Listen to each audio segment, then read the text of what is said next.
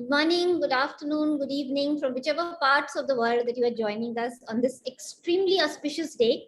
It happens to be the Prerna Divas, the India Humanity Divas. We are very, very humbled to celebrate the birthday of our mother of the Amity family, Honorable Chairperson. The research being an integral part in the DNA of every Amitian, there could not have been a better occasion to pay tribute to the mother of the Amity family through the fourth IEEE UK and Ireland conference that we are inaugurating today. To give an introduction about the conference, the history, and how Amity became the first Indian university to be granted this permission when 4 years back we started this conference, it is my privilege to invite our Group Vice Chancellor, Professor Dr. Gurinder Singh, who is not only the Group Vice Chancellor of all Amity universities and institutions, but is also one of the founding members of all Amity institutions and universities worldwide. He has been the patron of this conference along with our very respected founder president and chancellor, with whom we get inspiration every day to reach greater and greater milestones in creating bigger research, innovation, and academic benchmarks for all our students across the world. Sir, to introduce the conference and give the welcome address, I hand this over to you. Thank you, Professor Bhavna Kumar. And what a pleasure to welcome each one of you on behalf of our founder, Dr. Ashok Chauhan, and on behalf of our chairperson. Today is our birthday, and we are celebrating it as an inspiration day. We are in India calling it Prerna Divas or Humanity Day. And two events are running parallelly.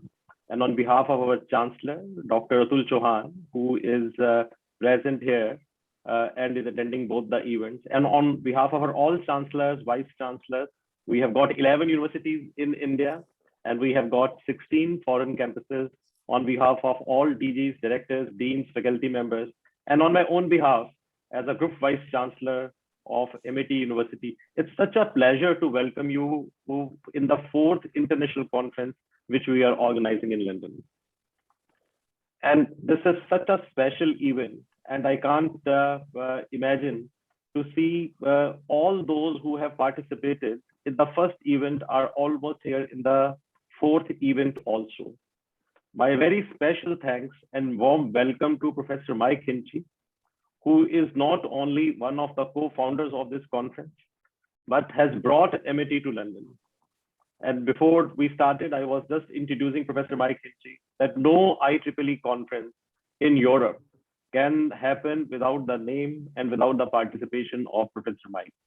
He is a role model for the researchers, such a powerful speaker, such a powerful researcher, having worked at NASA as its director, a very renowned scholar. We welcome you, Professor Mike Hinchey, and feel so privileged that you are here.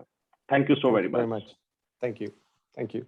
Dr. Watson, you are not only an inspiration in the political circle, but you are a living inspiration for every young person and for every young student who is joining us live today.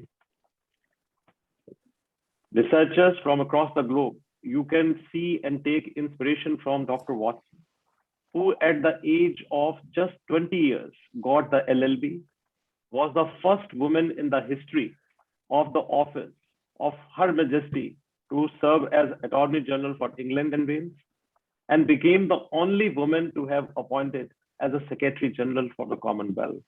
Young girls, you can take inspiration from Dr. Watson and of course, try to do something which is unique in your respective fields. We can see Mr. Raj Bhatt, who is a living inspiration for the financial and engineering experts across the globe. Mr. Raj Bhatt, very warm welcome to you. We know you as not only the world leader in the area of finance, but the way you have expanded in London, the way you have expanded in New York, the way you have expanded in Singapore and in Mauritius. A very young, bright chartered accountant and company secretary from India. How you have been able to create your own mark in the international arena is truly inspirational. At MIT, this is our aim that we should be able to bring industry and the researchers from across the globe together. And I can see thousands of the researchers who are participating in this conference, presenting their papers and presenting their thoughts. They are so excited to be a part of this conference. On behalf of MIT, I would like to mention the name of few of our organizers. Dr. Naina Chaudhary, wonderful work which you have been able to do as our co-conference chair. Mr. Vikram, Dr. Prateek, Dr. Shubhi, Dr. Suman, Dr. Swati, Dr. Santosh, and of course, from my own office, very ably being led by Professor Bhavna Kumar, and all team members of Group Vice Chancellor's office, and Mr. Gaurav Bhatnagar, who is helping us in coordinating quite a few activities. I think it's a long journey which we have traveled. Organizing so many events in a year, I think that in this year only, we have been able to organize three major conferences. In February, we saw in Bush, in which more than 20,000 people participated, and we saw the who's who of the whole world. Before that, we saw a conference in Tashkent, and this is a third conference in this year, 2022. We look forward to have very enriching discussions, but MIT is today what you have been able to make. Taha, Mr. Taha, we feel so proud on you. Today, Taha is the chairman of the UK Asian Business Council. He also runs a newspaper called Asian Life, but we also know Taha as our own student, and we feel so proud on him, on what he has achieved. And this is what a university means. Taha, as a very young boy, when he came from Kashmir, I remember he used to organize many events during his young time. And then he went to London, did a course. And that is what MIT always propagates, that all students of MIT, they should spend some time abroad. And he went, he did a course in University of East London, he completed his MBA, and then started working with some of the leading brands in UK. And today, what Taha you have done, you have made every MITian proud. Right. All those who are online, I think that MIT is because of the contribution which all of you are making. As a research-driven university, as an innovation-driven university, we feel so proud that we have been able to contribute humbly to the academic world. More than 1,700 patents we have been able to file. More than 183 Scopus Index journals and books every year we come out with. We are the largest partner of UK government to implement some of the projects, which includes projects of Turing scheme, which includes projects under the UKRE scheme.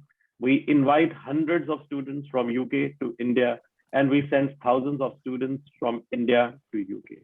And we look forward to strengthen our relationship with the UK universities and with the UK industry for all times to come. We are the only university from India which has got the status of university in London. And I welcome each one of you to come personally and visit us in our London campus and keep on coming and inspiring all of us at MIT family. Once again, on behalf of MIT family, a very warm welcome to you. It's such a pleasure to welcome each one of you. Thank you so very much. Thank you, sir. This conference is a result of the way that you have led all of us to be able to make a mark and bring people, researchers from across countries through the many partnerships that we are developing under the able guidance of yourself and the inspiration of our founder, president, and chancellors.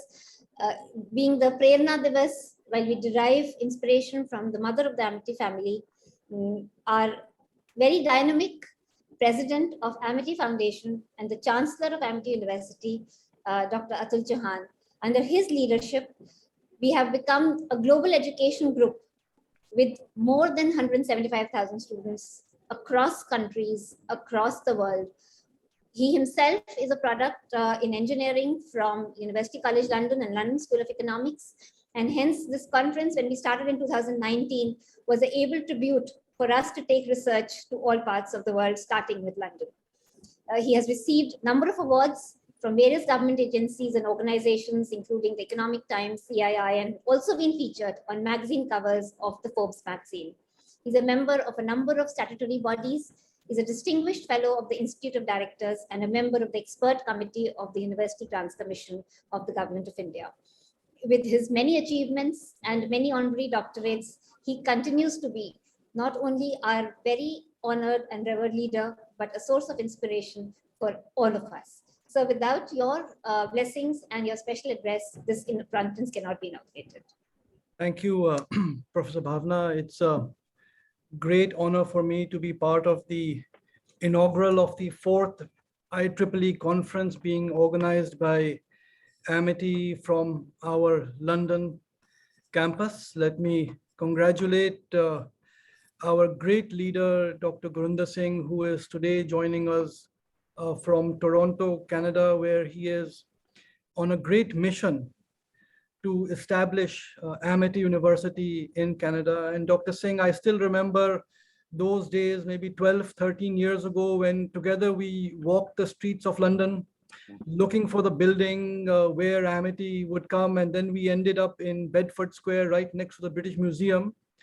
And over the years, you have been instrumental in establishing Amity campuses around the world. Our next one will be in Australia and in Canada under your leadership. But today we are so proud. London was our first international campus of Amity so many years ago, and now we are in 15 countries and now have 175,000 students studying in Amity across India and across the world. And I think this was the vision of our founder, Dr. Chauhan, to create a system of education, a global system where the faculty members, the scientists, the students will have great synergy from learning from global peers and conferences like this. And I am sure, and I think I heard, Dr. Singh, you announced that we are having a huge mega function simultaneously for the celebration of our chairperson of Amity, Dr. Mrs. Amita Chauhanji, where tens of thousands of our Amity leaders and faculty and students are right now online interacting. But because of your emotional attachment to our honorable chairperson, you said, I want to do the inaugural of the IEEE on the day of her birthday as to mark out of respect. We are extremely grateful, and it is a great honor that today we have such great leaders to be part of not only this conference, this IEEE conference, but this greater mega celebration across Amity, across the world. And Dr. Singh, you so passionately and eloquently welcomed Dr. Watson Drui. It is a great honor, I think, for all members of Amity, for all the scientists from around the world who are part of this conference to see an inspirational leader like you. And at Amity, we always tell our young students that you have to take inspiration from successful people. You have to imbibe their best values. And Dr. Watson Drui, I think you will motivate a lot of the people who are online today. Professor Mike Hinchy, we always say you are a great scientist, one of the greatest scientists of this world. You are an entrepreneur. You have been a great leader for IEEE. But foremost, we feel that first you are a member of the Amity family. And I think, as Dr. Singh said, you motivated Dr. Singh to hold these IEEE conferences around the world. It's been held in London, in Dubai, in Singapore, in Canada, in the US, and so many places. So thank you for always being there as part of the family. Mr. Raj Bhatt, a great entrepreneur and leader. We are so proud to have you. And Taha, as Dr. Singh told, you are an alumnus, but I think today on this panel, you are in your own right as a highly successful entrepreneur and leader, not only as an Amity alumnus, but for us as at Amity and as educationists, there is nothing greater of a feeling of satisfaction when we see members of the Amity family who have undergone this journey become truly successful. And Taha, you are one of those examples which we can proudly quote of successful Amitians. And talking of alumni, Dr. Nena, who has Dr. Singh has been saying that you are instrumental in leading this conference and organizing this. Of course, you have also been a student of Dr. Gurinder Singh, but congratulations for this, Professor Bhavna.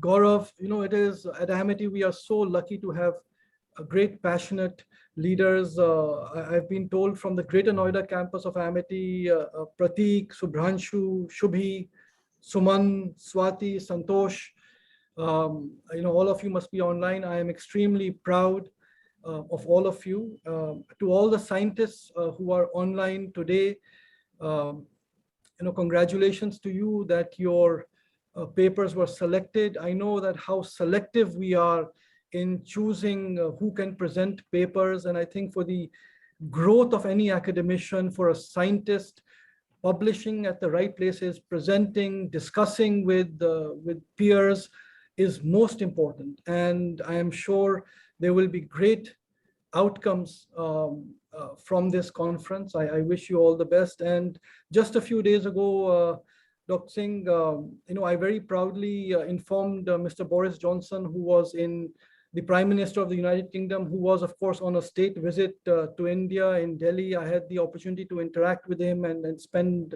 quite some time discussing.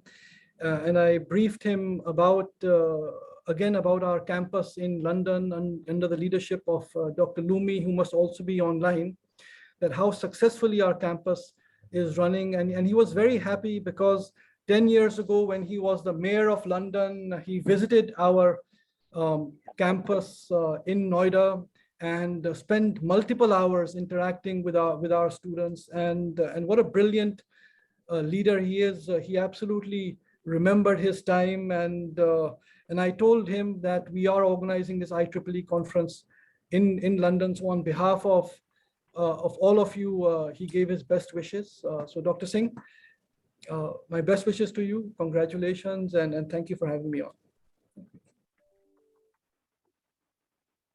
Thank you, sir, for your constant inspiration and guidance, without which such events would never have been possible.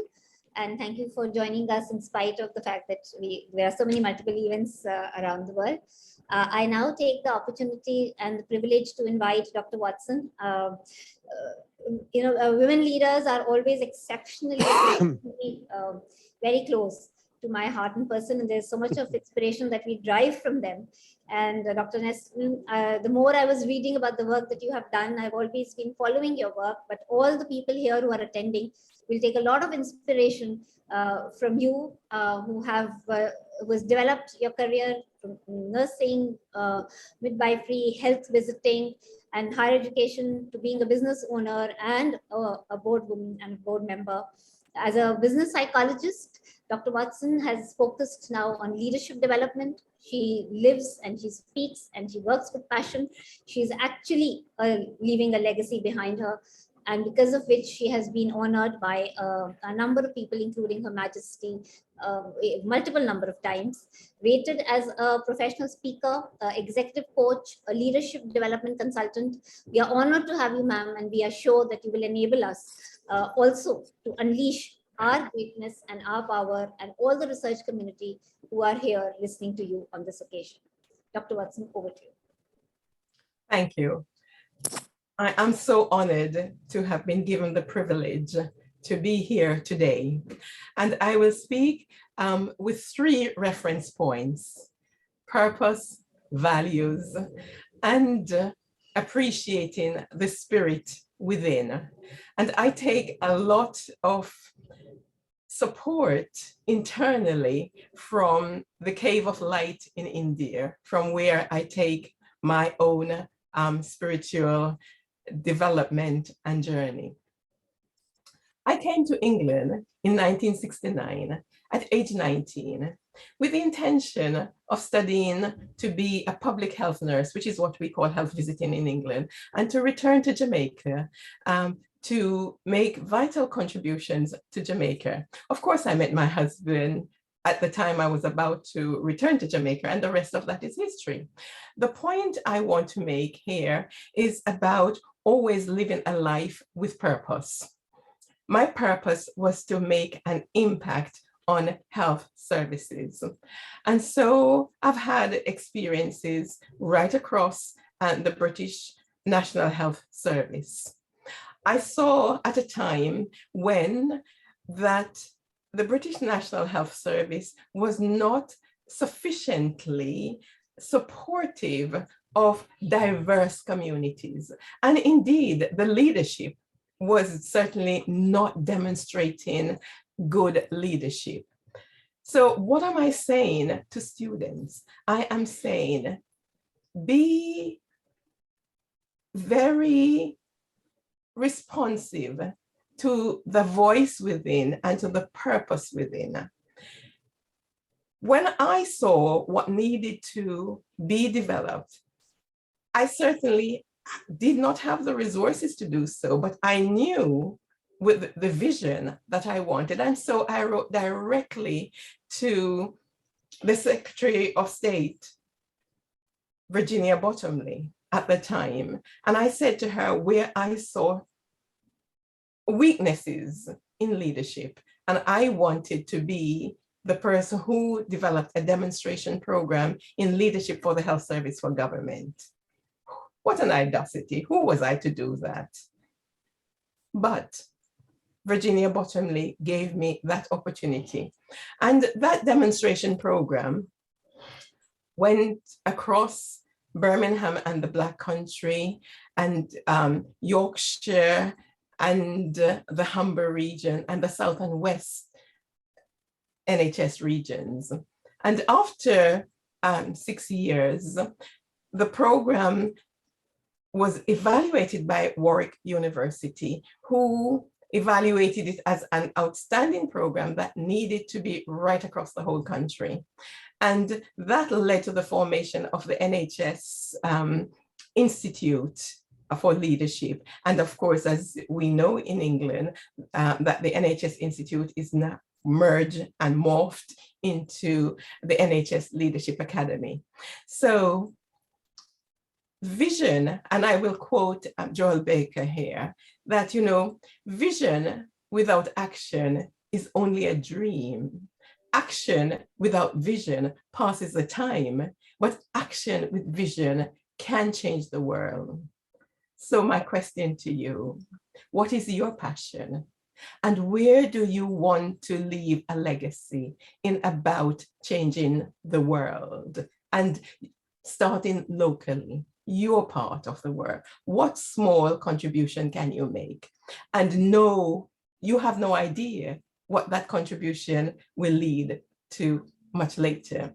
And of course, continuing to develop within the NHS and to, as a non-executive director for 21 continuous years, including 10 years as chairman of NHS Kingston, again, valuable contributions in terms of, you know, building and leaving a legacy that was not at a cost to the taxpayer. I want to also continue to share with you around living your passion. My passion for personal development and for leadership that led me further on to, as my postgraduate and development, to become a business psychologist. But my passion for leadership and personal development also gave me that opportunity to contribute to 21 multinationals in London and inclusive of the BBC, developing a mentoring program for the BBC and training key personnel to lead and to leave the program within the BBC.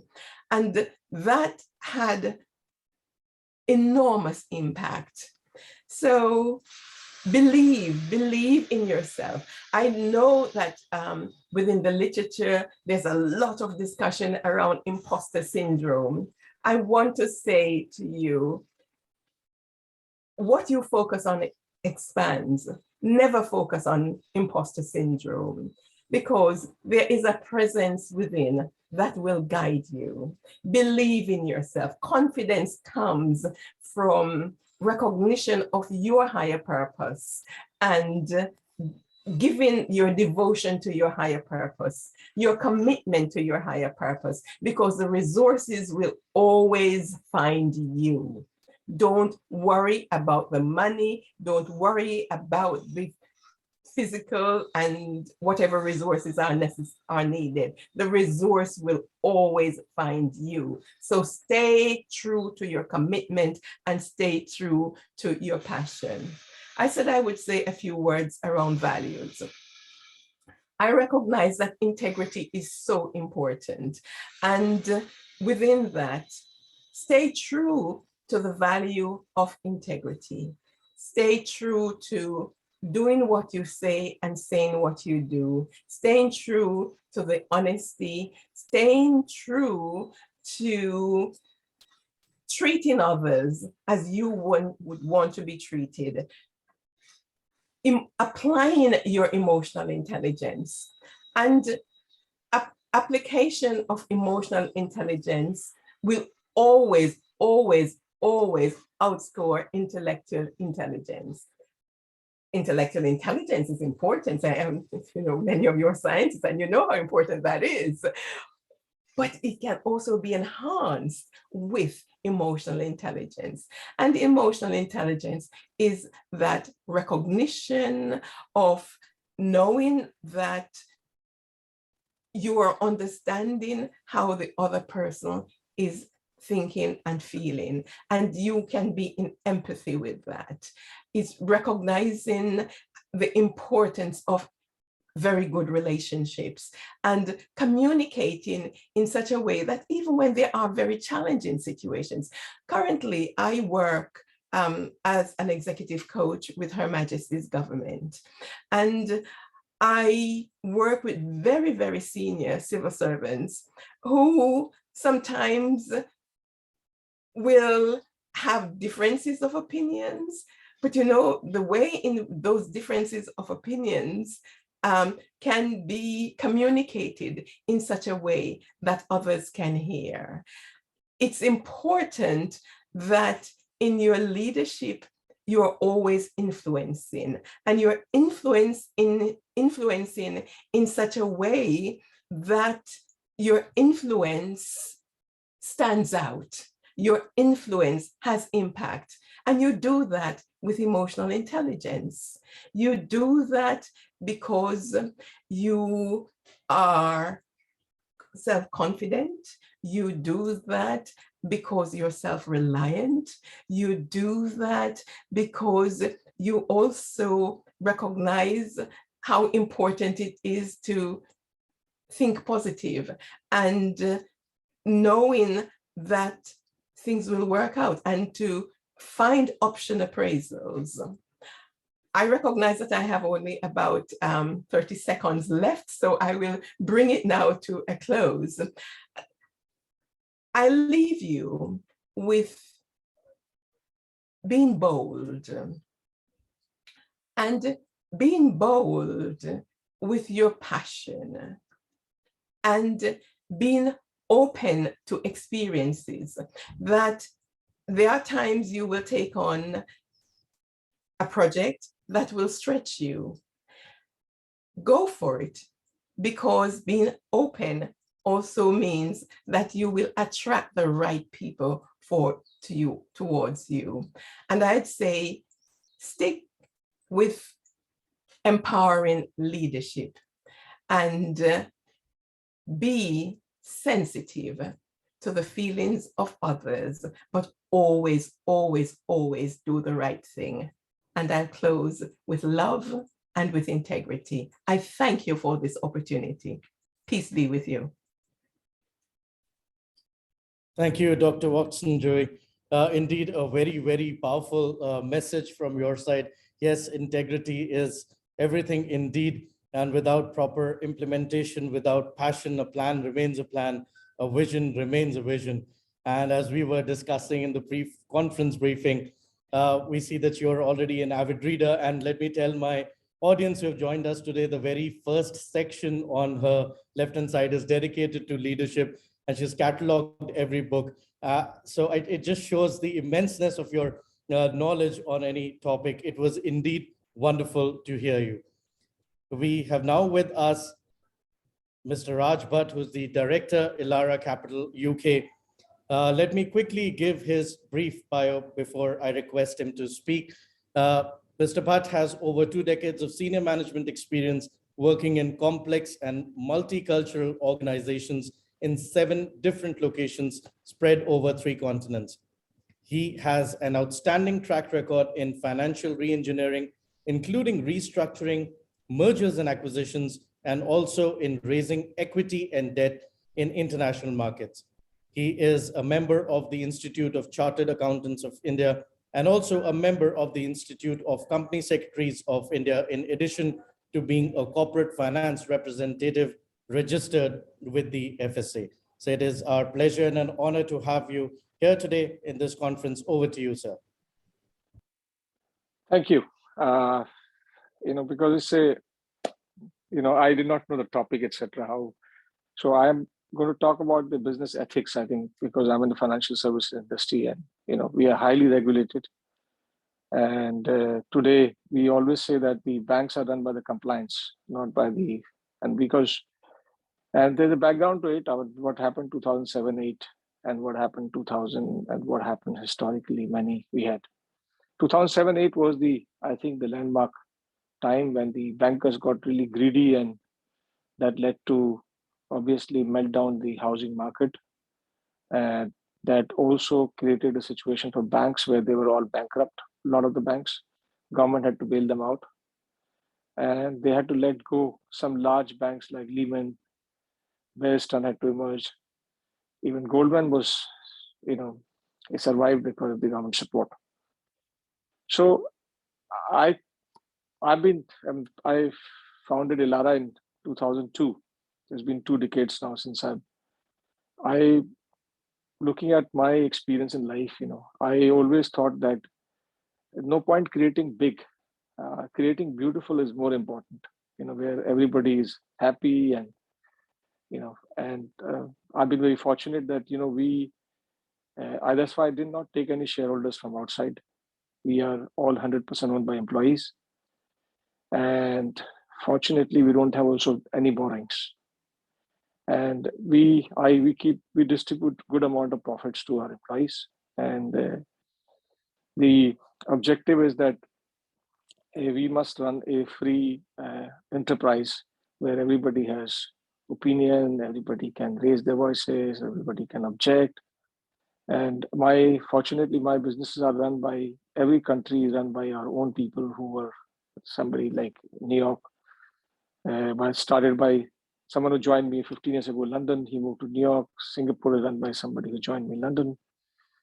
And our attrition rate in financial industry is very high, but we are lucky and fortunate that our attrition is almost very negligible. India obviously is a different market because the business we are in is very highly regulated, and the business we do is more driven by the processes than by relationships. And we do have attrition there, and the shortage of financial services people in India. And I see we have a lot of business in India because we believe what's happening in India is going to be very unique position for investments. And short term, of course, I'm very bearish on the financial markets. I think we have created this bubble last few years because of pandemic, and we are in denial mode. We first said that inflation is transitory, and we didn't expect the inflation will come because of money supply. Now the Fed is behind the curve in interest rates, so we're going to see steep rate of increase in the interest rates. So I see personally the US is going to go into major recession. A lot of people don't agree with me, but that's what I feel. I think what happened in Japan 1989, where we had a housing and equity bubble. And we always say about Japan, the 3 lost decades. Japan still not recovered from there. I think US will have similar meltdown on housing, equities. And I think we have created one more asset class for crypto, which has also become very big.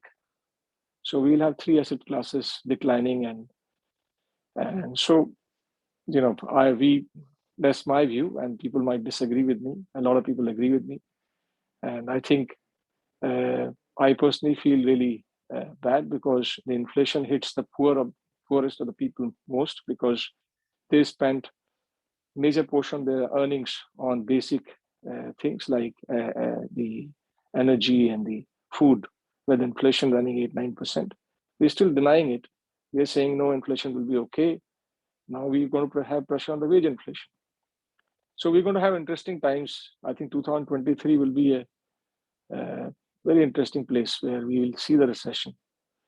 And my only message to all of you is that run business ethically, pay your taxes. I can tell you that we have been in India for 15 years.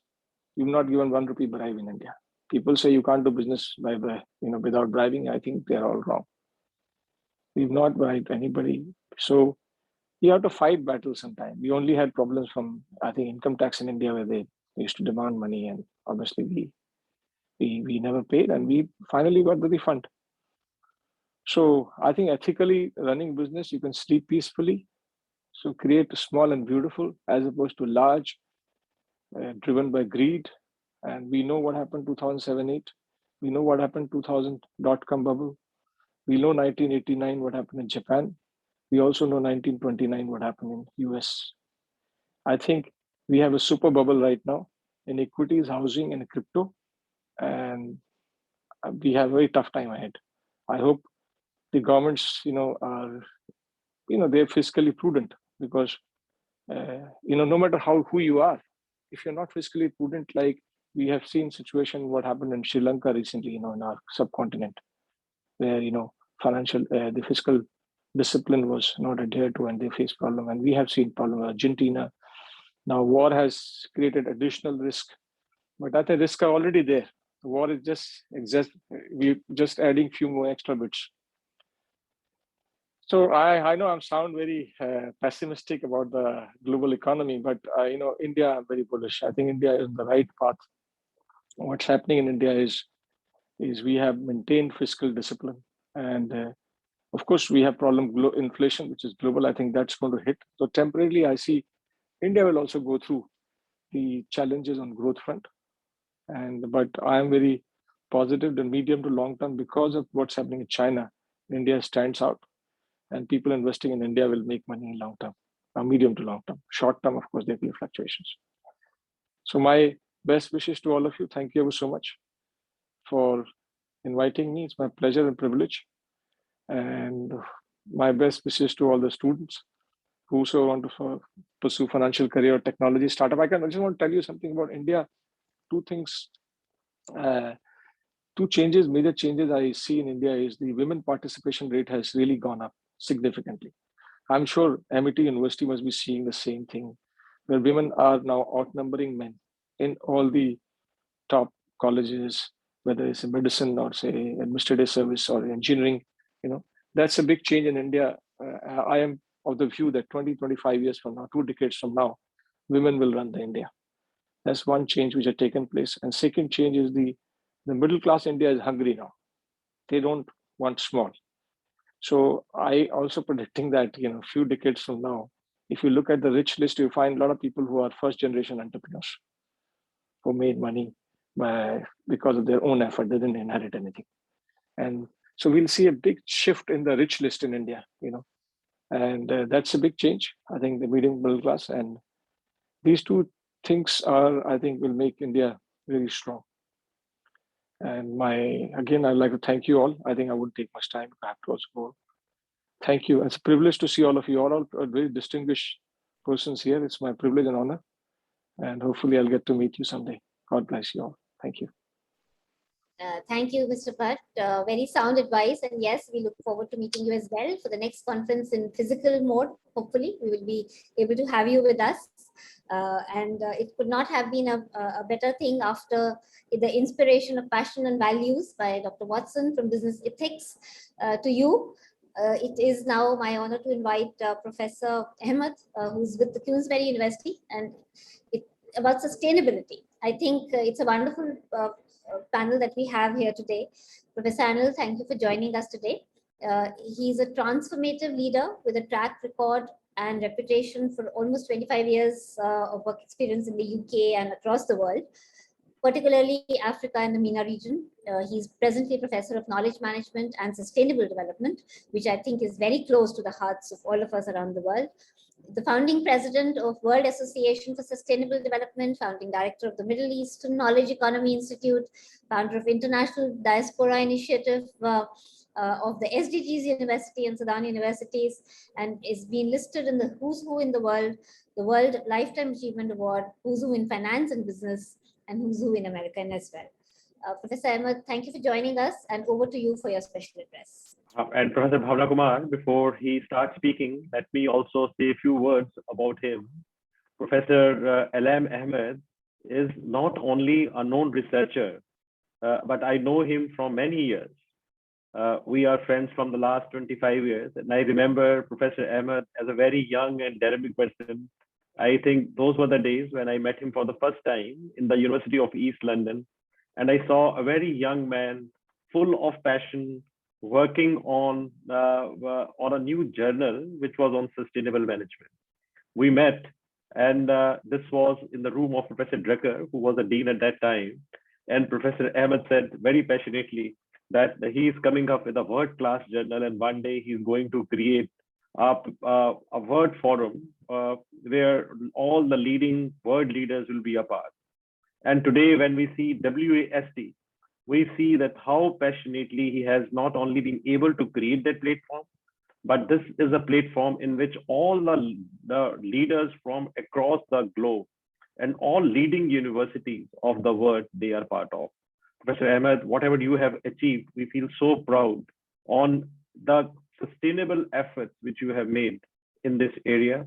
We spoke early morning today, and it was such a pleasure to speak to him after a long time, to see our friend doing great job. And we said that MIT and WASD will be working together. And what a great day we are starting our partnership. It's a day when our chairperson, Dr. Amita Chauhan, along with our founder, Dr. Ashok Chauhan, are celebrating MIT Humanity Day, which is an inspirational day for each one of us. But Professor Ahmed, MIT will work very closely with WASD, and we will form a partnership. And I know that you have invited us to speak in your annual conference. We will be a part of that conference also. But over to you. We all want to see and want to hear from you what a wonderful journey you have been able to do and able to create your own mark and have given such a beautiful theorem in the sustainable management. Over to you. Okay, good morning, everyone. And thank you very, very much for inviting me to talk. I always consider myself part of the family, so my invitation is more of a family coming together. I really very delighted to see all these faces, and I wish you all the best. Amity is a remarkable institution, and as you may have seen me when the Honorable Lady, Professor Kumar, started introducing me, I remember I had this on my back. You can see it on my, this is the shelf which is with the most important items. Those blue reports are all the United Nations ones. So you were sitting next to the UN. Now, this is International Business Summit 2004. This was in Amity in India.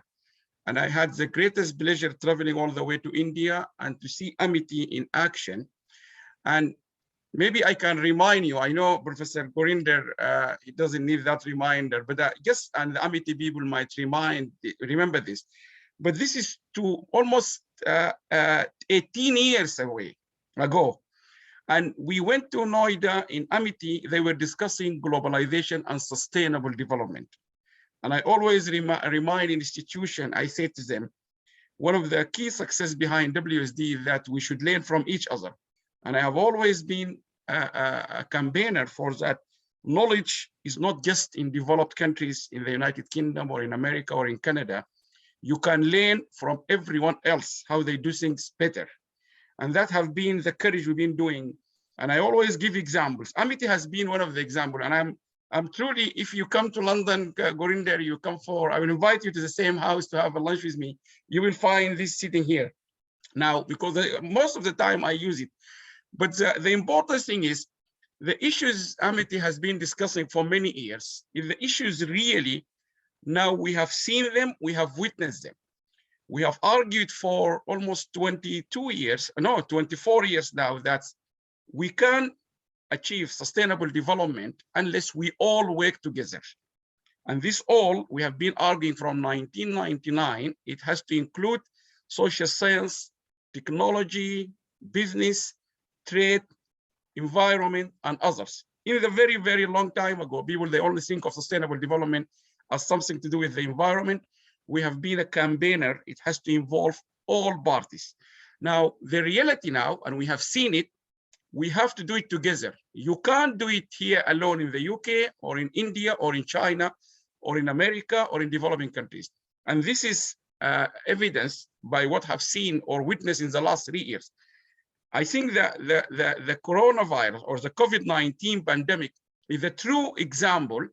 Everyone now learn about how we all into this together. We can't solve it alone in India or in America or in the UK or in United Arab Emirates.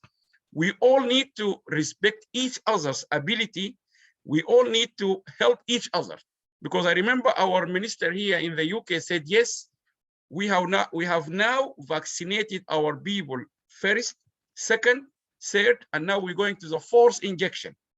But if we don't help those in Africa and poor developing countries to also get the vaccine, we have not solved anything. Because, for example, we are planning to go to Morocco in July. How I'm going to go to Morocco if the Moroccan and the people I'm going to meet in the conference coming from the African continent have not got the vaccine. The same thing if I'm going to the Middle East or any other place. So we need to work together. And I think Amity, I have been very impressed. And I'm sure Professor Gurinder and His Excellency Chauhan, the founder, will remember this very well. I just remember when Professor Gurinder was texting me this morning, I think from Canada. I actually was one of the external examiners when Amity wanted to get this university approved in London. And I remember after we finished, I still remember that dinner, Gurinder, after we finished with the vice chancellors from Cambridge, we then went to a restaurant somewhere near there. I would love to go and see this university now.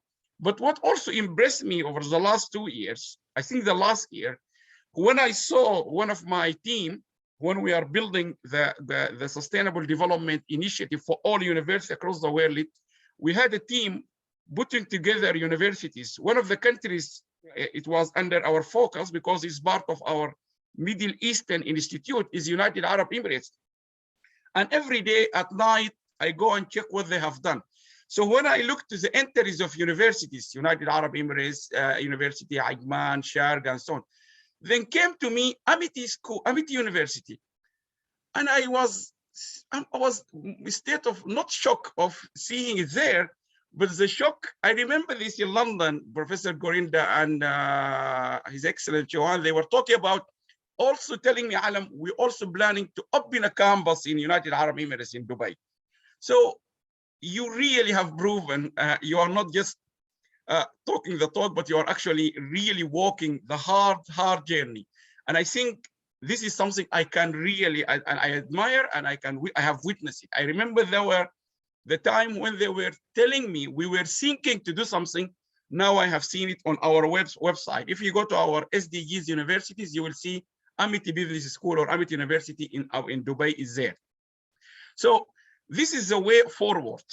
And I think Amity, what I like about it in the last, and then I think we know each other now more than 20 years, is your approach to global education. I would very happy to work with you very closely, particularly now we have been involved with many universities of our partners, like in the US or here in the UK, about how We have a new idea. I wouldn't talk too much about it, but I think we'll very much be happy to discuss it more in one-to-one. Gurinder is more about how people across the world learn from the leading authorities across the world who, in terms of business and management education, medical education, and others. For example, Queen Mary is a leading medical school, I think, in this country. How can other people in India, in Africa? I had a meeting with one of our colleagues who is the leading authority in the UK here in the whole London's hospitals on oncology. And he told me, Alam, we're already working on India on resilience project with our vice principal, but we want to have an impact on India, in Asian countries, in Africa, Nigeria, and others in terms of screening, precision medicine, and other things. So you can see the desire of people in the UK to work with partners in Asian countries, African countries. And when I have seen the desire on working with India, immediately Amity came to my play, because I remember this institution not in hypothetical nature, but in real nature. And these people, you can easily connect them. You don't need to work hard to see how they will excel. I think what I can say, Gurinder, or all the Amity family, is that you continue to impress with the way you excel in the way you do things. I am not surprised. I will see you somewhere else next, maybe in Africa or in Latin America. I'm not surprised. I wouldn't be surprised at all to see you, and I wish you to be a global university. So we were very happy to work with you, all our professors across the world. In fact, even in India, we have Professor Seema Joshi, one of the founder of WAS, he's in the University of New Delhi. We have Professor Desai from Jawaharlal Nehru University. We have experts from all over the world. What we have managed to do is to bring all of them to deliver programs internationally. We have Beverly in America, in California, Douglas in the US as well. We have in the UK, across the whole. This is the beauty of bringing them together. Just finally, I don't want to talk too long, but in terms of the theme of your conference, I think the second fact after the global solutions to solve our global problem, yes, we have to act locally, but we really have global problem and we have to solve them globally. When we had the COP in Glasgow, people come and say, oh, India or China, at the last minute, they couldn't reach a deal. But like the Chinese many times keep reminding the US, it's an argument, you can't ignore it. When the Chinese say to one of the debates I like, they said, you American, you have grown up and you have progressed over many years with this ladder. I am just using the same ladder to manufacture and so on.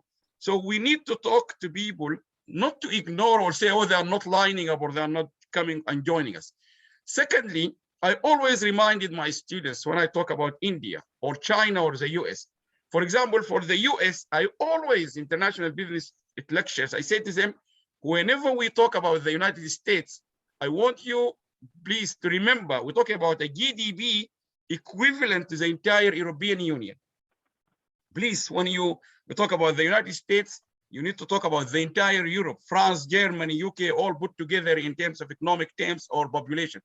And I said to them, when we talk about India and China, you need to remember, you talk about a very, very, very large population. So don't just come and say, oh, they are not doing this, or you talk about a huge population, 1 billion plus. So you always have to have this in mind, political discussion, socioeconomic, engineering, manufacturing, and so on and so on. If we take that into account, then I think we can solve global problems. But China, India, they are huge countries. I wish them all the best, but we have to take this always in mind, always in mind. You're not talking about a small country, not just in terms of population, but in terms of GDP, implications, knowledge. India is one of the largest milk producers in the whole world, biotechnology, and the success of the Asian generally and the Indians in our economy in the United Kingdom just is huge. Our exchequer is originally from India. They are so influential. That's what I want people to think when they come about. They want to think. And I say to my colleagues, friends from the diaspora, the African diaspora, I say to them, there are lessons to be learned about the success of the Asian community in the United Kingdom, so we can say why the African communities have not succeeded as big as the Asian community. The Asian business sector in the UK is huge, it's very influential. So we need to learn from each other, particularly if these lessons are very close. But to close my talk about the technology, everything now is digital. And I have said this in a conference a long time ago, maybe 7, 8 years ago. I said to them, one of the few countries I gave example was Singapore. I said to them, the first country where I am at the airport, you just go and log in for free. I know it's available now in all airports, but the first airport I have seen was Singapore airport. When we landed in transit from the UK connecting to Brisbane, Australia, you know, there is a strange migration thing. You have to get out of the train, of the plane, and then you come again through checking your passport before you fly to Australia. So the internet was available free in that airport. It wasn't available in London or in America, everywhere at that time. This is back in 2000, I think, and 1 or 2000, I can't remember. The same thing happened to me when I visited Gorinder or Amity in 2004. I'm not saying surprised, but the first country where I have seen internet is available free in your hotel was India. At that time, I haven't seen it in UAE or in the US or in the UK. You go to your hotel, you have to take to choose a package. So I think technology, India, and I would say India proudly, I have talked about them, most of the publisher, not just WSD, most of the work we do, WSD, all our work is taken by India. Our developers are in India, our word processing technology provider, all of them are in India, all of them for many, many, many years. We've been in this journey for 20 something years. Oxford University Press, John Wiley, Cambridge, big universities, you just name it. All this publishing work is taking place in India. And that's one of the examples I keep giving to the African young generation. I say, if you look to the Indian, they do this work with precision and quality, and is almost 25% competitively priced to anything in the world. Yes, we're relying 100% on India. Emerald, the big giant publisher, the all operation is taken back in India. So there is so many examples, and I think Amity has done that. I was very impressed with your youngest graduates when I was in India. I haven't been to your campus in London. I will definitely, anytime next going to, I will stop. I know the address. It's not far from where I live, but I will see it. But I also look forward to see your campus in, in Dubai, and maybe you are now building a new one. I wish you all the best. But technology has transformed the way we do things. Everything now is digital. And that's why in the UK, we manage mentally, and in the OECD's countries, that's very important thing. People, my colleague from the mental health expert, they agreed with me in lots of webinars.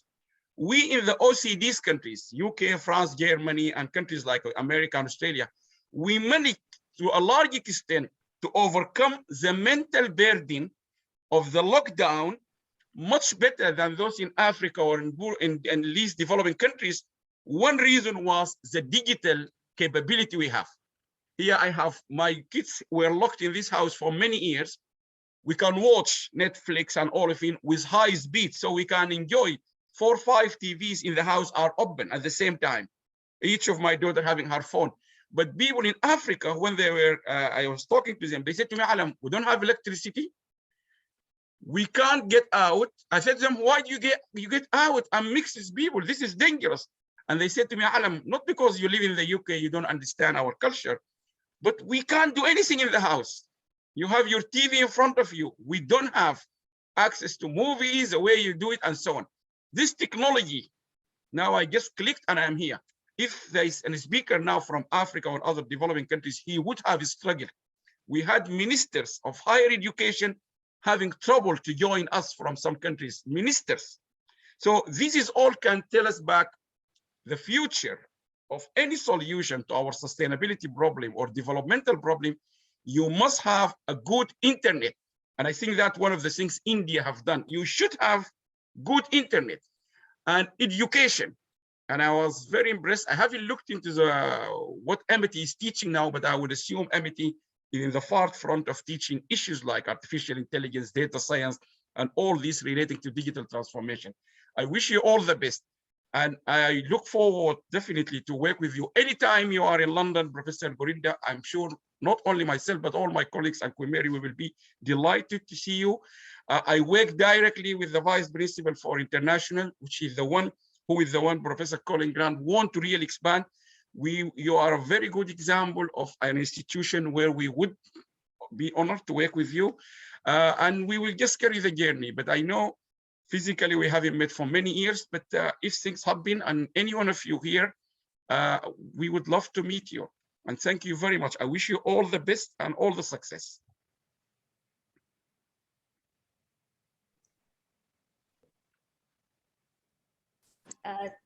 Thank you so much, Samat. Very inspirational message, and we really look forward to working on many research initiatives. We have the honor have been joined by the Honorable Member of Parliament, Mr. Virendra Sharma ji. So we are also conferring him the Lifetime Achievement Award. So with the permission of Honorable Chancellor and Group Vice Chancellor,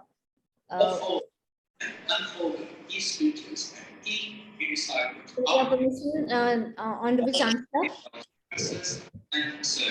Thank you for joining us today, and it is our honor to bestow upon you the Amity Lifetime Achievement Award. We hope to also have your presence in person to motivate many students, many faculty, many staff, and many Indians here, like you are doing with your work there. But please accept till then this e-certificate, and we look forward to the opportunity of coming and giving our regards to you in person.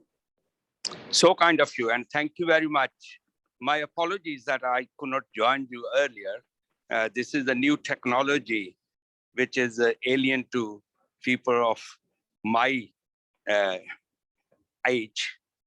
So I'm trying to pick up, and I was advised by Taha to how to get into it. I'm standing at the railway station to get into my train, but I wish you every success in the university. I've been to your places a few times in Delhi, and also when you had the event in London.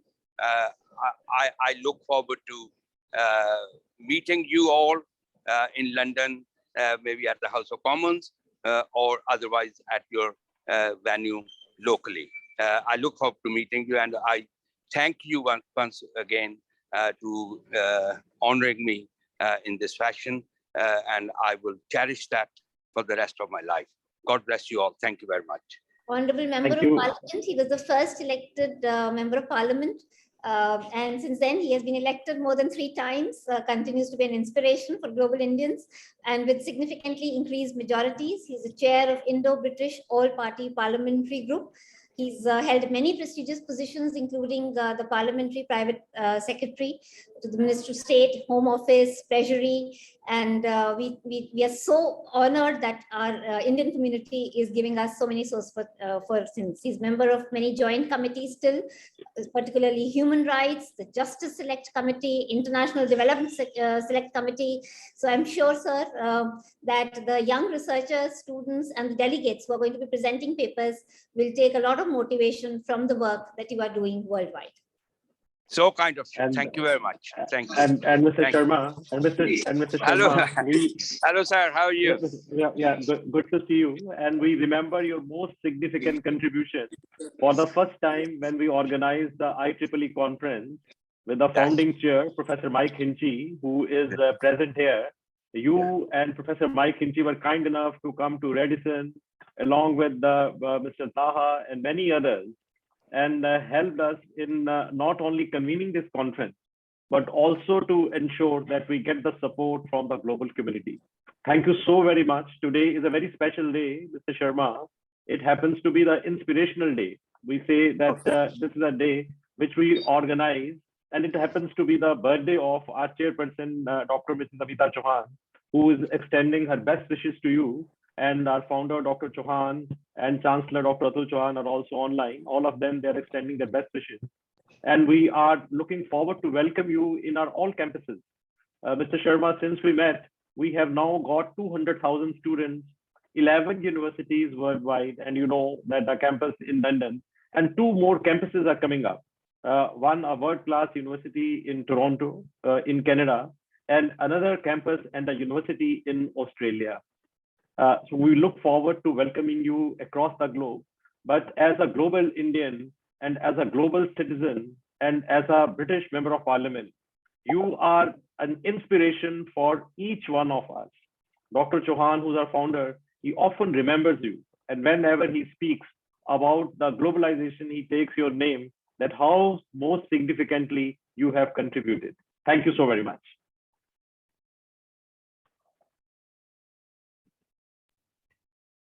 Thank you, sir. Thank you, Honorable Minister. I have the privilege of inviting Professor Mike Henchy, Director, LERO, the Irish Software Engineering Research Center and past Chair, IEEE UK and Ireland section. Let me quickly introduce him to our audience before I request him to give his address. He's currently Professor of Software Engineering and Head of Department of Computer Science and Information Systems at University of Limerick, Ireland, where he's also Emeritus Director of LERO, the Irish Software Research Center, a research center with a footprint in all of Ireland's universities. Prior to joining University of Limerick, Professor Henchy was the director of the NASA Software Engineering Laboratory. In 2009, he was awarded NASA's Curley Award as Innovator of the Year and is one of the only 36 people recognized in the NASA's Inventors Hall of Fame. Professor Henchy holds a BSc in Computer Systems from University of Limerick, an MSc in Computational Mathematics from University of Oxford, and a PhD in Computer Science from University of Cambridge. He has always supported Amity in all of our IEEE conferences and is indeed a very important member of the Amity family. Over to you, Professor Henchy. Thank you so much. Thank you for such a kind introduction. It's always wonderful to be with my friends and family from Amity. And as Professor Singh points out, just 4 years ago, a number of the people who are on this call were together in London, enjoying a very wonderful event to mark the beginning of this conference. But the story actually begins a couple of years earlier than that, when Professor Singh came with the idea of having this conference in London, sponsored by IEEE and organized by Amity. At that point, no university from India, and I don't believe any university from Asia had ever organized an IEEE event in London. So this was a very bold idea and a very strange idea and a very new idea. And Professor Singh and his team, including Professor Bhavna Kumar and Dr. Anish Gupta back then, and Pratik and several other people, all were so supportive and so organized and so determined to make this happen that we did make it happen. And there were some hoops to jump through and some things to organize and some things we had to do, but we managed to do them. And it's down to the Amity commitment and perseverance that it was possible. So congratulations to all of you for making that possible. In fact, one of the last trips I did before the first lockdown was to Amity in Noida and Greater Noida for InBush. So I'm looking forward to hopefully having that again next February, and we'll all be back together in person and in reality. But I'd like to give great credit to Amity for continuing to work during the lockdown. I see papers from Amity students and faculty all over the place. I see books, I see patent applications. We've had a number of events all run online, which is very difficult to do, but again, perseverance and commitment made these happen, and that's been wonderful. So congratulations to you for that. There's an expression in English that's normally shortened to, it's an ill wind. And what the full version is, it's an ill wind that doesn't blow somebody some good. And that's actually very, very important.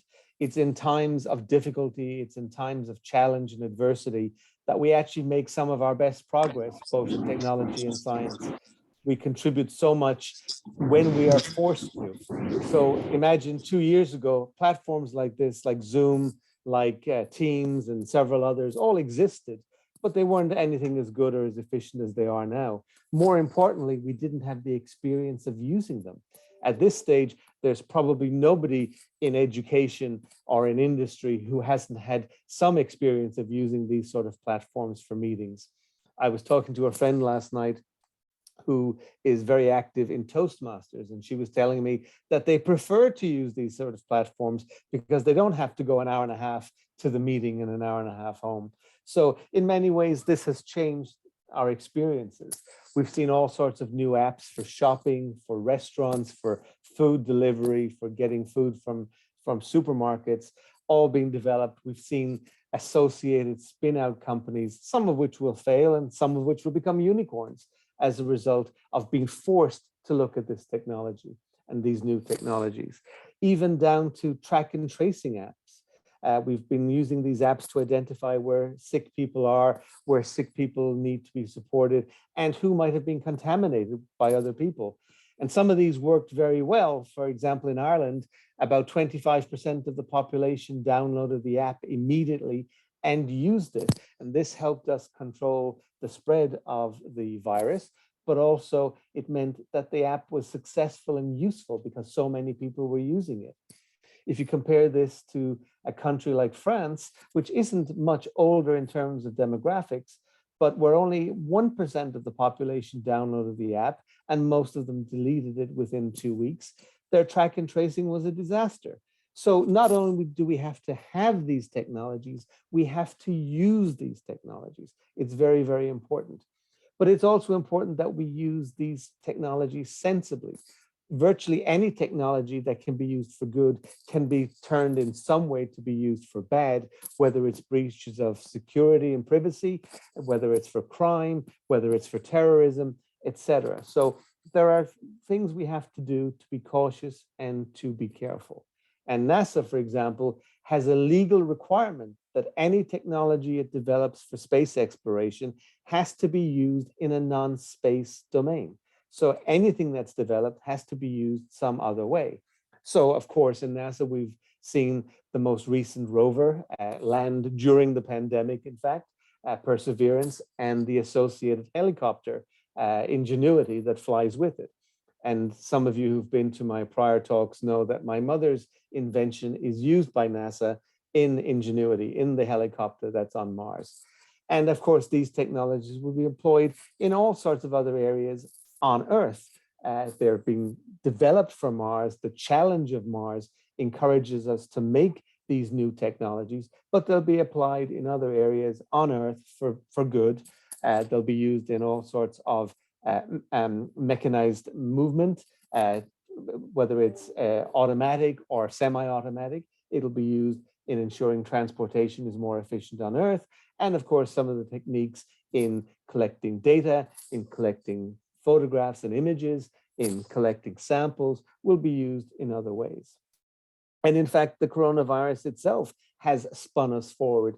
We now have a better understanding of the vaccine process, of how we make vaccines efficiently. It's not just to have a vaccine, but how we can bring it into mass production and distribute it well. And as a result, we believe now that there's going to be much better vaccination processes for Ebola, for dengue disease, for all sorts of other diseases. And indeed, some of these vaccinations may lead to a vaccination that will prevent heart attacks. So a big challenge for us has resulted in new technologies that will be useful for us in all sorts of other ways and in all sorts of other contexts.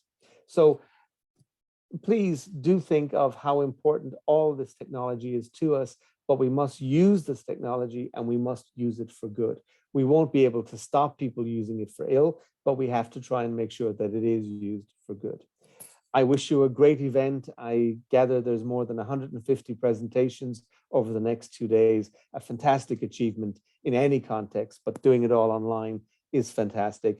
And congratulations to Amity again for such wonderful work and such wonderful progress. And I'd like to wish happy birthday to Dr. and Mrs. Chauhan on this very special occasion. So thank you all very much, and I hope to see you all again in person very soon. Thank you. Thank you, Professor Henry. We have now with us Mr. Taha, Chairman, UK Asian Business Council, UK ABC, UK.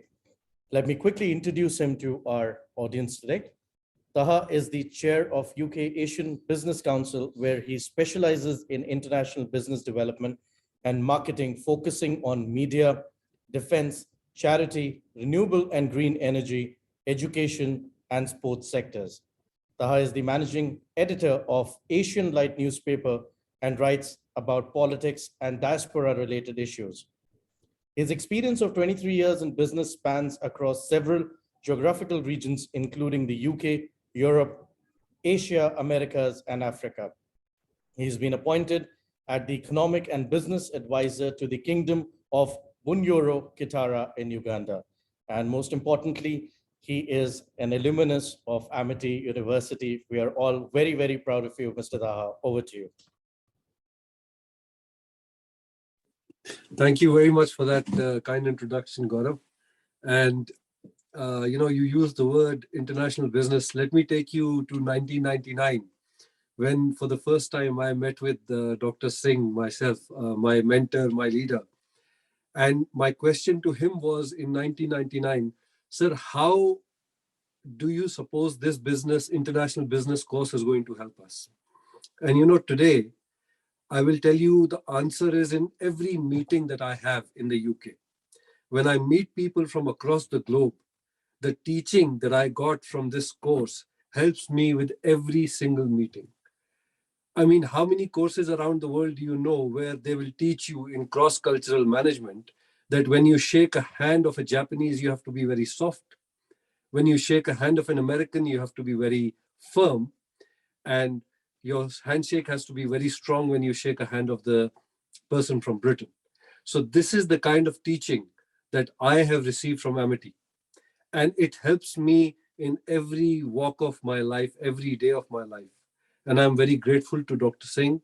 I'm very grateful to Dr. Chauhan, Dr. Atul Chauhan, Dr. Ashok Chauhan, and also happy birthday to Mrs. Amita Chauhan today. Let me tell you another accolade of Dr. Singh.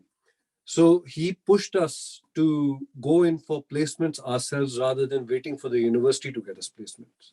And with me, there were two other students who were the first in the two batches that of international business. We were able to get the placement ourselves. And Gurinder sir that day got Dr. Ashok Chauhan to come, and he got a drum. He got a drummist from outside, and we played in the campus and we celebrated the placement. So that is the encouragement I have got. And these are the things which get inculcated. He mentioned in the beginning that I used to organize events. Till today I'm organizing events. And I always remember when I'm doing an event, this thought which crosses my mind saying, my professor said to me, you are the best at doing this. Never leave it. So with that, what I wanted to explain was how Amity has helped me to grow into the man I am today. We're talking about 23 years, that's more than 2 decades. And in this 2 decades, I've seen Amity grow from a number of students to today, 200,000 plus, 2 lakh plus, 11 universities, various campuses.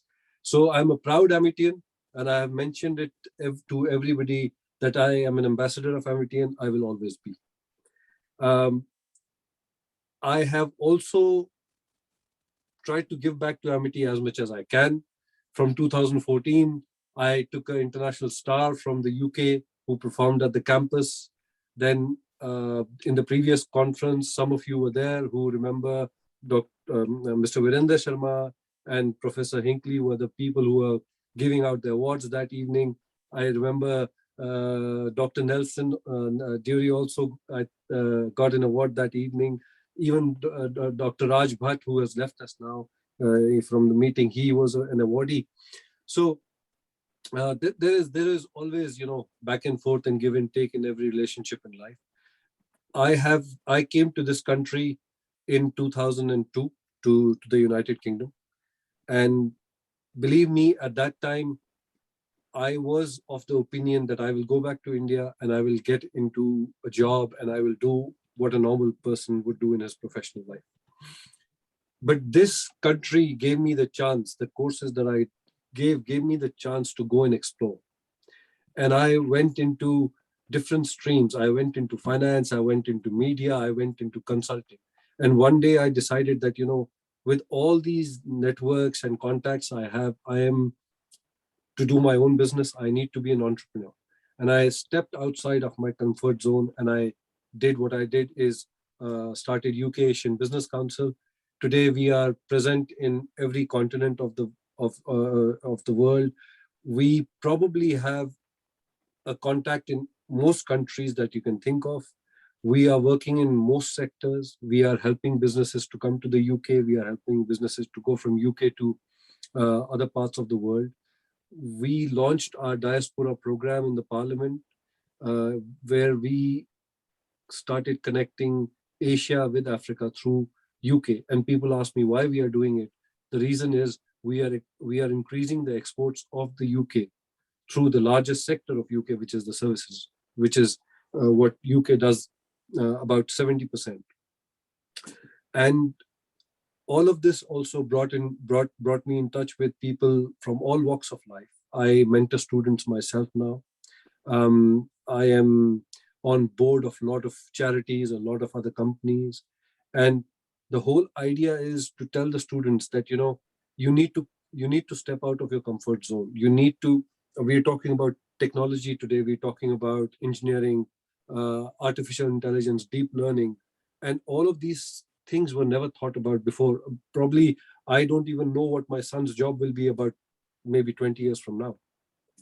His job might not be invented yet, but we all have to step out of our comfort zone. You just heard Mr. Virendra Sharma MP, that I was guiding him on the phone how to connect through Zoom while he was walking, which I presume he has never done before. So we have to retrain. We have to retrain the older people. We have to retrain the people like me. I'm learning every day. I'm reading about things. I'm reading about artificial intelligence and how we can implement it in our daily life. So your research will help us more and more into how the engineering will help the world to transform into a different shape. So with that, I would say, thank you to everybody. Thank you, Dr. Singh, for giving me the chance to speak today. Thank you to senior Dr. Chauhan, junior Dr. Chauhan, and thank you everybody, Bhavna, Naina, Gaurav, for having me here today. Thank you, Tahas. And we look forward to seeing you once again soon. The next 5th edition should be hopefully in London in person. Even now, there are 160 students who are in our Amity University in London campus, and will also be a part of the 140 odd presentations that are happening over the next 2 days of the conference. And they themselves are writing research papers, study abroad being a very, very important vision of our respected founder, president, chairperson, and honorable chancellor. We would like to thank our esteemed guests for their keynote addresses and their special presence on this inaugural session.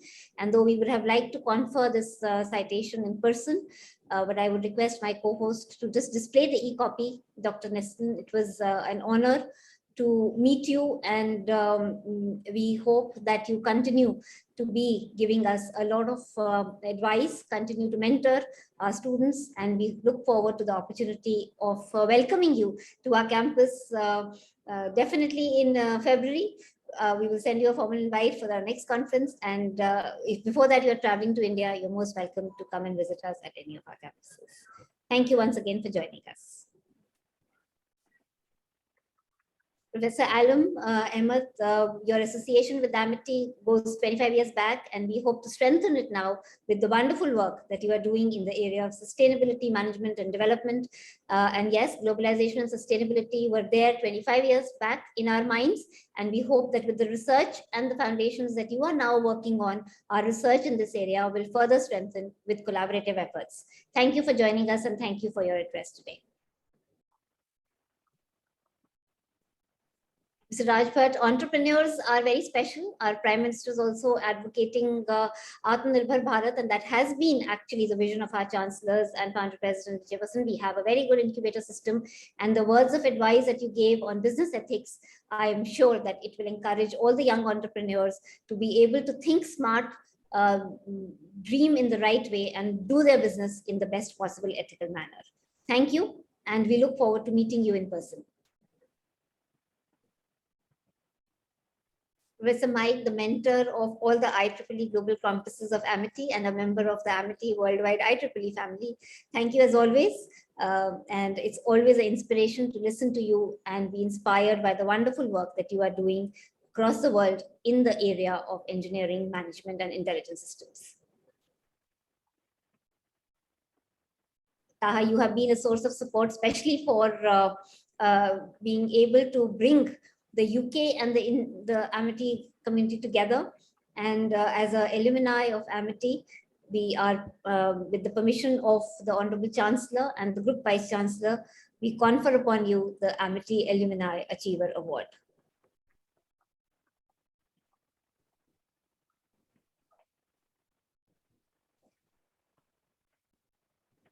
I now invite Dr. Naina to give a glimpse of the next 2 days and the delegates and the paper presentations that have been submitted as a part of this 4th IEEE conference sponsored by UK and Ireland. And before you do that, Naina, I would like to say that when Taha, you were speaking, my throat was choked. Right, so I was remembering year 1999. And this is how a teacher will feel when he sees his student speaking on the mic. And Taha, literally, I remember that those days, and you were giving the example of our founder, Dr. Chauhan, coming in the campus, and then we brought a drum, you know, and this is what actually inspires, and those were the days. Taha was the first one in the batch to get placement. Professor Hinchi, today we are having 200,000 students, but those are the days when we were having only 100 students. And Professor Ahmed, like you have supported Amity so much. For the first time when we were opening our campus, we saw Professor Ahmed coming as an evaluator. So he evaluated Amity at that time. But all of you have supported us so much. So when Taha was speaking, I was remembering that 25 years back, how the life was, and how inspirational was our leadership at that time also. And Taha, you are 100% correct that we were competing against the top brands of the country at that time. And people were saying placements were a challenge. And my message to every student was that don't look at what system is going to give, create your own system. And we created that system. We created our own industry interaction cell. And Taha was amongst the first few people who got the job. And when he got the job, and those were the days when we used to run to our founder every day. We used to sit late, we used to discuss, we used to eat samosas with him. So I simply went, and it was so accessible. I just went to him. I said that, look, you told us that we should get the placement, and this is our first placement. And he felt so happy. Like today, parallelly, an event is going where thousands of people are attending this event. But then he came out and he said that bring a drum. So a drum was picked up from a school. We put it in the corridor, and if you go to Sector 44, it is still a big office which we used to enjoy. So in front of that office, a drum was put, and then he took up one stick, and he told me to take another stick. And then we not only played drum, both of us we danced on your success. But Taha, look where you are today. That from that journey, that when we not only celebrated your success, today you are the chairman of one of the business councils, you have offices across the globe, you run a newspaper, and that is what is the story, which is amazing. And I always say, and yesterday I was telling my son that, and I wrote a small paragraph for him. So I said that never in your life feel disappointed with the problems you have. If you have to run a marathon, right, you need to go step by step. No one is going to run a marathon in a single day. So when the problems are in front of you, always look at the solutions and try to provide the solution. And this is our commitment today on this day. Today, we don't have even an office in Toronto, but within next 4 years, you will find Professor Ahmed like we are now. And Professor Ahmed, you were so kind that you were saying that many years back, 25 years back, I used to say that one day we will have campuses across the globe, and today we have one of the largest international, we are the largest international group with so many thousand students. You will find that our universities in Canada, we will become one of the largest players here, and we will become one of the largest players in Australia. But all of you, you have contributed so much.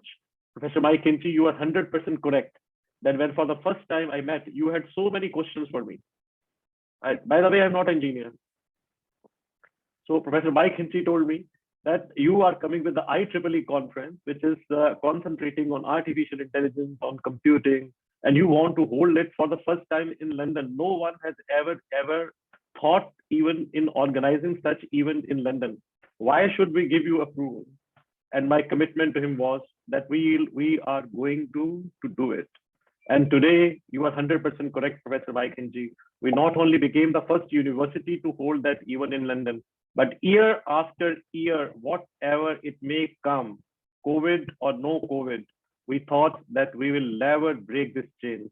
And tomorrow, we may not be living even, but you will find this event will always be there. And same is the story of our all international conferences, whether it is in Bush, which we are organized for 25 years, or all big things, our big steps, which we have taken. And the founder, Dr. Chauhan, the Chancellor, Dr. Atul Chauhan, and today is a big day when we are celebrating the Humanity Day for MIT family. This is our commitment that we are going to make world a better place. And thank you, Dr. Watson, for coming and blessing us. MIT is because of the wonderful work which all of you have been doing. Dr. Naina, a great work by you. I think that for last 1 year, you have been looking at collecting the paper and very ably being looked after by Professor Bhavna, Gaurav, and all others from the Group Vice Chancellor's office and from the Greater Noida team. My congratulations to all of you.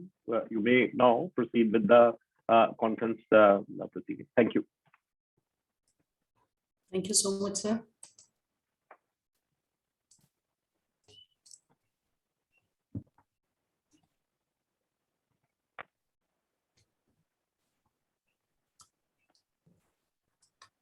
Good afternoon, honorable dignitaries, students, faculty members, and scholars who've joined us today from all over the world. We warmly welcome you to the International Conference on Intelligent Engineering and Management. This conference is aligned with the vision of Amity University and our commitment towards providing the platform, an enriching platform to all the authors to present their scholarly work, driven by the vision of Honorable Founder President Sir and Honorable Chancellor Sir. This is the 4th in a row conference organized with technical sponsorship by IEEE UK section under the guidance of Group Vice Chancellor Sir. The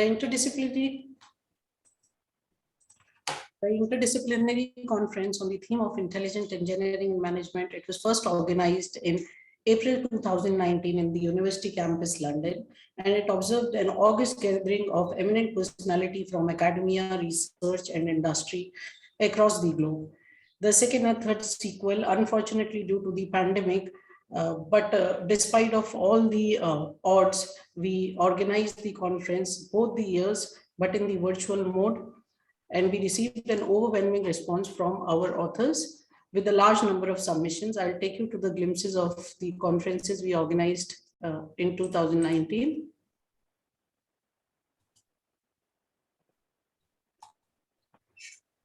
About the conference, ICIEM 2022, we have received a large number of submissions. Besides India, we've received submissions from Germany, Bangladesh, Indonesia, Malaysia, Hungary, Iran, Morocco, UAE, UK, US, and many other countries. We have a rigorous review process. We have technical program committee, initial review of the scope of the paper and the plagiarism check, and then papers go for the blind peer review. And after multiple levels of review, out of more than 600 papers that we've received, we've accepted 176 papers. The participant profiles include 163 from India and 10 from other countries. The sessions The presentations will start from tomorrow, and this will spread over the 7 sessions that we will start from tomorrow. The sessions will have 20 to 25 papers in each session. So these are the details of session. We have 2 parallel sessions in the morning on the theme Intelligent Engineering and Management and Use of Artificial Intelligence and Internet of Things in the Security of Healthcare and Biomedical Informatics. We have very senior professors and head of the departments and deans from the universities of repute nationally and international. The third and fourth session will be in the afternoon from 2 to 5. We have a session in a physical mode as well. So these are 7 sessions that we'll be holding for next 2 days. And for all the authors, in case there are any queries, you have all the details, you can always connect with us. Thank you so much. Hope you have a great time.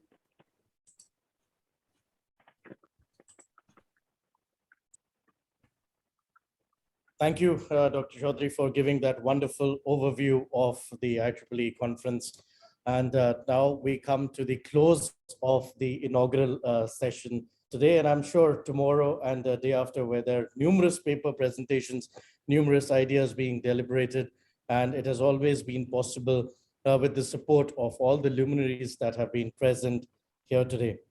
Once again, I thank everyone. And indeed, it is an auspicious day, Prerna Divas, the birthday of our Honorable Chairperson, ma'am, Dr. Mrs. Amita Chauhan. And I'm sure she has always propagated success to all the Amity endeavors, always and forever. And I'm sure that with the support of everyone here, the IEEE conferences, many other conferences, and all the internationalization efforts will indeed grow leaps and bounds. So let me once again thank Dr. Watson Drury, Professor Mike Hinchy, Professor Ahmed, Mr. Taha, our respected founder president, sir, our honorable chancellor, sir, our honorable group vice chancellor, sir, Professor Dr. Gurinder Singh, sir, Professor Bhavna Kumar, ma'am, Dr. Chaudhary, and all the other members of the group vice chancellor's team who has worked for this conference and has helped it to grow ever more and ever better. Thank you once again to everyone.